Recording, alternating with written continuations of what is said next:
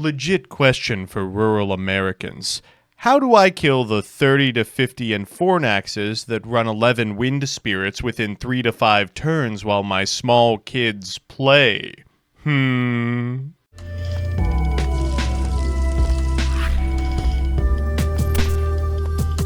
Good afternoon, my cracker tugas. I'm MBT, and this is 20 Spirit Testing. God, I put this one off for so long that there was a massive announcement that totally invalidates all the hype this thing had. Well, nothing to be done except upload more. And I'm not doing that. Presenting Enfornax. Fucking pig. So here's the list. As always, I'll give you a background about the archetype, a little bit of a discussion about what I hope the deck can do, and of course the card by card. But first, if you've been compelled to casting by my videos, I've got great news for me! I've got an affiliate code in the Elestrals shop, so if you're picking up cardboard or plushies, please use that link down there. It helps the channel immensely. Now back to the video. With that, let's examine Enfornax. Enfornax is one of the cards I absolutely missed the mark on. I thought it wasn't even worth discussing on the Caster's Corner reviews, and boy was I sort of right. While Enfornax hasn't really been represented in top-performing lists, it turns out the guy itself is really good. He hits hard, and he does so through so much. There's just one problem. There's not really a great place to put him. Fire Nexus already takes over the game if it gets ahead. It doesn't need a 2-drop to do Kindleo's job. Winjin Drake Array is in the right elements, but it's got like 4 2-drops it could already theoretically stack up. As a result, we'll be tossing it in where I think it makes the most sense, Windbox. So with that, let's get into the card by card. First up, the card for whom the deck is named, Enfornax. Next up, the beaters. We can always be aggressive, 3 Nekruff, 3 Galaxair, and 3 Sorlet. And finally, the utility guys, 3 Astrabbit, 2 Nemasail, 2 Piggus, and of course a Lavalith because we are in the right spirits.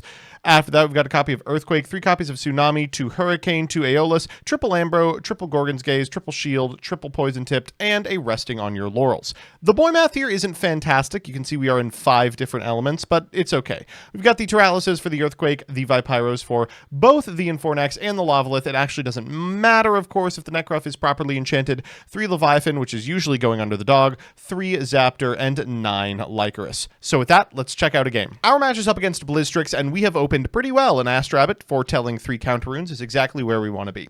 Here, we're just going to set the hand. I don't believe in Hurricane. It's not a real card.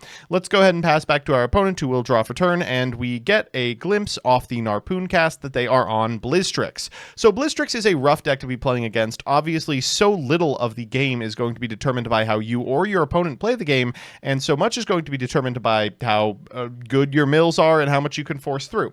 So here, what we're going to have to do is start getting really aggressive really quickly, and even into 2 back row, I think it's probably right to switch the Astrabbit to attack position. At minimum, something like a shield here will get them into a position where maybe they deploy an additional guy into an attack position Astrabbit just to eat removal, and then we could maybe do some damage off the Nekruff. I'm kind of thinking ahead here. My opponent is playing on a large monitor and therefore is having a little bit of trouble getting their cards in the right place, but they figured it out now. This turn, they rip a Lichen form, which allows them to get a Morfrost into rotation, grabbing both a Bat and a Scorpion, and of course now they are up above us when it comes to the amount of Elestrals in graveyard, so they could theoretically cast Morlith from this point on. They're going to go for this copy of Snowlet. I'm going to let it resolve because I want to see that expend, baby. They whiff. Total destruction, followed by an Avalanche, which is of course horrifying. Okay, Avalanche comes down. That's going to be 5 and 3. I mill nothing, and they mill also nothing, shockingly. Double Blizztrix in that pile. Good to see those in a position where they're not going to be accessible outside of a Rise. Well, maybe I spoke too soon. Down comes the Rise. So Rise from the Ashes here is going to target the Blizztrix. They're going to bring out the Blizztrix. They will go down to 8. And then afterwards, they can use the Blizztrix in order to potentially get rid of a card. Tough call here. We're going to go for the PTA off of the Astrabbit because we're already taking 1 billion anyway. And then we can proactively fire this copy of Tsunami as well in order to shuffle everything but the Narpoon to defense position.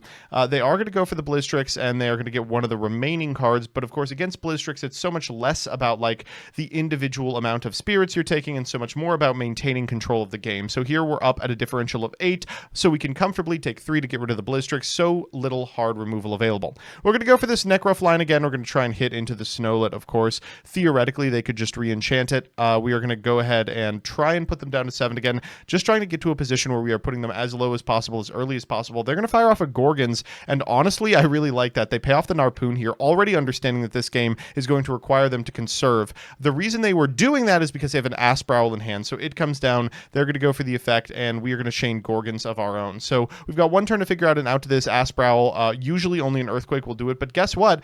We actually have Enfornax. So Enfornax triggers on cast as well, which means that we can use it to bounce here. And get in for 6. Then afterwards, we can go ahead and set this Ambro. Before I realize that the Ambro actually doesn't do anything, we need to deploy it as like a removal spell on a future turn. Putting our opponent down to 3 here, great news. It's going to make it really hard for them to get off to the races. Even though they have an Asprowl, they're going to expend a little differently and then go for a copy of Scorpio form. This is fine because I know it will cost them everything to use the effect of the Scorpio.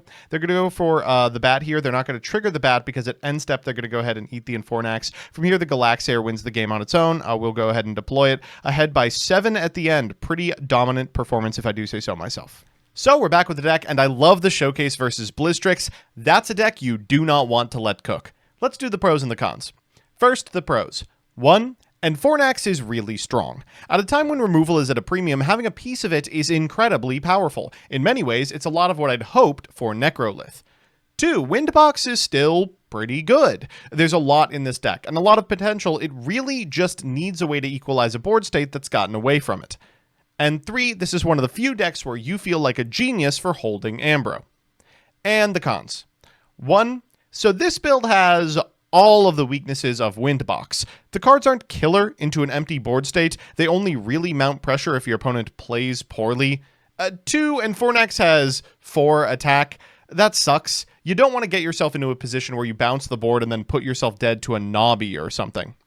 And 3, because you need to put an additional rune on the field to do the second bounce, you kind of have to hold off on a lot of cards you'd otherwise want to deploy strategically. Cutting them off early or late sucks.